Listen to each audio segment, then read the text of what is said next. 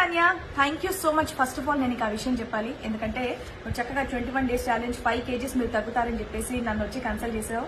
ఆ విషయంలో నేను నీకు స్పెషల్ గా థ్యాంక్స్ తెలియజేసుకోవాలి. బట్ ఆ 21 days ఛాలెంజ్ లో 5 kgs తగ్గుతాననే ఛాలెంజ్ లో నేను 5 kgs అయితే తగ్గలేదు, బట్ 3 kgs మాత్రం చక్కగా తగ్గాను. అండ్ ఏజ్ లాస్ మాత్రం నాకు బాగా కనిపిస్తోంది.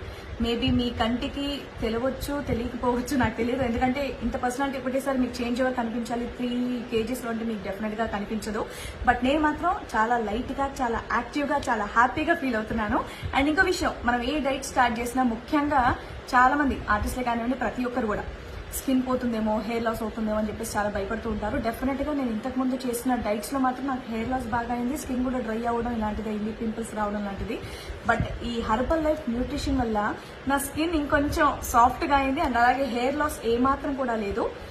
ఈ విషయంలో మాత్రం స్కిన్, హెయిర్ అండ్ అలాగే ఈ 21 days లో అంటే 4-5 days నేను చీటింగ్ చేశా, ఆ విషయం వదిలేస్తే అయినా సరే 3 kgs తగ్గాను, ఇంత బాగున్నానంటే నిజంగా ఇదంతా ఈ హెర్బల్ లైఫ్ మహత్యమే. అండ్ స్కిన్ గురించి అయితే మై స్కిన్ బూస్టర్ స్పెషల్ గా అస్సలు ఏమాత్రం మిస్ అవ్వలేదు. ఇది మాత్రం ఒక్కరోజు కూడా నేను ఇది ఒక్కొక్కసారి మిస్ అయ్యాను.